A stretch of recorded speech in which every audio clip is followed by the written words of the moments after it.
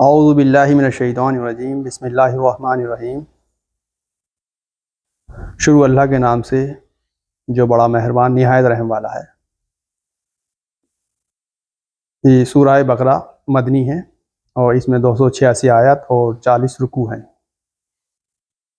اس صورت میں آگے چل کر گائے کا واقعہ بیان ہوا ہے، اس لیے اسے سورہ بقرہ گائے کے واقعے والی صورت کہا جاتا ہے۔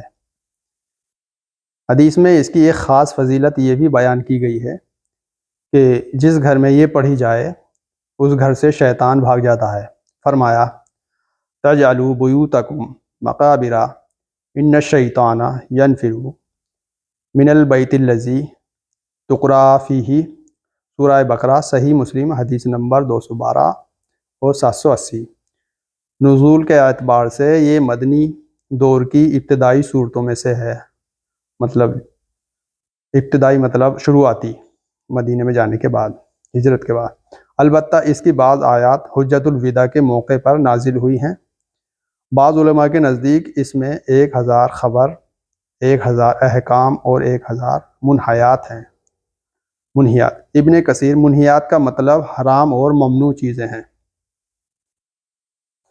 الف لام میم، انہیں حروف مقطعات کہا جاتا ہے، یعنی علیحدہ علیحدہ پڑھی جانے والے حروف۔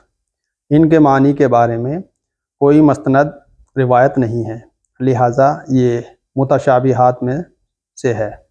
واللہ عالم بمرادہ۔ البتہ نبی صلی اللہ علیہ وسلم نے یہ ضرور فرمایا ہے کہ جس نے اللہ کی کتاب میں سے ایک حرف پڑھا اسے اس کے بدلے ایک نیکی ملے گی، اور ایک نیکی کا اجر 10 گنا ہے۔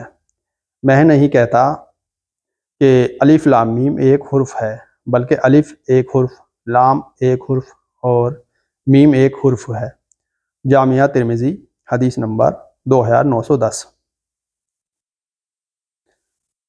ذالک الکتاب لا ریب فیہ، اس کتاب کے اللہ کی کتاب ہونے میں کوئی شک نہیں ہے، اس کے منزل من اللہ ہونے میں کوئی شبہ نہیں، جیسا کہ دوسرے مقام پر ہے تنزیل الکتاب لا ریب فیہ من رب العالمین، سورہ سجدہ 32 نمبر اور آیت نمبر 2۔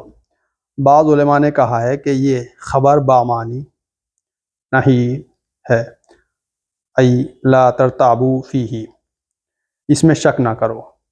علاوہ ازیں اس میں جو واقعات بیان کیے گئے ہیں ان کی صداقت میں، یعنی سچائی میں، جو احکام و مسائل بیان کیے گئے ہیں ان سے انسانیت کی فلاح و نجات وابستہ ہونے میں، اور جو عقائد توحید، رسالت اور معاد کے بارے میں بیان کیے گئے ہیں ان کے برحق ہونے میں کوئی شک نہیں ہے۔ آنکھ والا تیری قدرت کا تماشا دیکھے، دیدہ کور کو کیا آئے نظر، کیا دیکھے۔ ہدی للمتقین، پرہیزگاروں کو راہ دکھانے والی ہے۔ ویسے تو یہ کتاب الہی تمام انسانوں کی ہدایت و رہنمائی کے لیے نازل ہوئی ہے، لیکن اس چشمہ فیض سے سیراب صرف وہی لوگ ہوں گے جو آب حیات کے متلاشی اور خوف الہی سے سرشار ہوں گے، جس کے دل میں مرنے کے بعد اللہ کی بارگاہ میں کھڑے ہو کر جواب دہی کا احساس اور اس کے فکر ہی نہیں، اس کے اندر ہدایت کی طلب یا گمراہی سے بچنے کا جذبہ ہی نہیں ہوگا، تو اسے ہدایت کہاں سے اور کیوں کر حاصل ہو سکتی ہے۔ الذین یؤمنون بالغیب، جو لوگ غیب پر ایمان لاتے ہیں۔ امور غیبت سے مراد ہے وہ چیزیں ہیں جن کا ادراک عقل و حواس سے ممکن نہیں، مطلب عقل سے سوچا جائے غیب کی بات تو سوچی نہیں جا سکتی، عقل کے بالکل باہر، وہاں تک عقل پہنچ ہی نہیں سکتی، جیسے ذات باری تعالیٰ، وحی الہی، جنت، دوزخ، ملائکہ مطلب فرشتے، عذاب قبر اور حشر، اجساد وغیرہ۔ اس سے معلوم ہوا کہ اللہ اور رسول صلی اللہ علیہ وسلم کی بتلائی ہوئی ما ورائے عقل و احساس باتوں پر یقین رکھنا جزو ایمان ہے اور ان کا انکار کفر و ضلالت ہے۔ اور نماز کو قائم رکھتے ہیں، مطلب وَيُقِيمُونَ الصَّلَاةَ وَمِمَّا رَزَقْنَاهُمْ يُنْفِقُونَ، اور نماز کو قائم رکھتے ہیں۔ اقامت الصلاۃ سے مراد پابندی سے اور سنت نبوی کے مطابق نماز کا اہتمام کرنا ہے۔ تفصیل کے لیے دیکھیے سورہ عنکبوت 29 نمبر سورت اور 54 نمبر آیت کا حاشیہ۔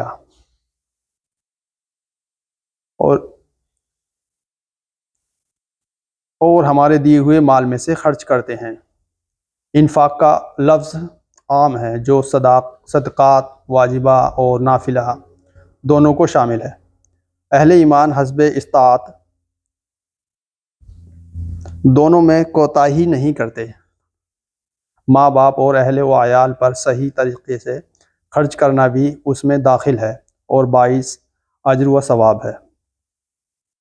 والذین یؤمنون بما انزل الیک وما انزل من قبلک وبالآخرۃ هم یوقنون، اور جو لوگ ایمان لاتے ہیں اس پر جو آپ کی طرف اتارا گیا اور جو آپ سے پہلے اتارا گیا۔ پچھلی کتابوں پر ایمان لانے کا مطلب یہ ہے کہ جو کتابیں انبیاء علیہ السلام پر نازل ہوئیں وہ سب سچی ہیں، لیکن وہ اب اپنی اصل شکل میں دنیا میں پائی نہیں جاتی، نیز اب ان پر عمل بھی نہیں کیا جا سکتا۔ اب عمل صرف قرآن اور اس کی تشریح نبوی حدیث پر ہی کیا جائے گا۔ اس سے یہ بھی معلوم ہوا کہ وحی و رسالت کا سلسلہ آن حضرت محمد صلی اللہ علیہ وسلم پر ختم کر دیا گیا، ورنہ آپ صلی اللہ علیہ وسلم کے بعد اگر وحی نازل ہونے والی ہوتی تو اس پر بھی ایمان لانے کا ذکر اللہ تعالیٰ ضرور فرماتا، اور آخرت پر بھی یقین رکھتے ہیں۔ اولئک علی ھدی من ربہم واولئک ھم المفلحون، یہی لوگ اپنے رب کی طرف سے ہدایت پر اور یہی لوگ فلاح اور نجات پانے والے ہیں۔ یہ ان اہل ایمان کا انجام بیان کیا گیا ہے جو ایمان لانے کے بعد تقوی و عمل اور عقیدہ صحیح کا اہتمام کرتے ہیں، محض زبان سے اظہار ایمان کو کافی نہیں سمجھتے۔ کامیابی سے مراد آخرت میں رضا الہی اور اس کی رحمت و مغفرت کا حصول ہے، اس کے ساتھ دنیا میں بھی خوشحالی اور سعادت و کامرانی مل جائے تو سبحان اللہ، ورنہ اصل کامیابی آخرت ہی کی کامیابی ہے۔ اس کے بعد اللہ تعالیٰ دوسرے گروہ کا تذکرہ کر رہا ہے، فرما رہا ہے جو صرف کافر ہی نہیں بلکہ اس کا کفر و عناد اس انتہا تک پہنچا ہوا ہے جس کے بعد اس سے خیر اور قبول اسلام کی توقع ہی نہیں۔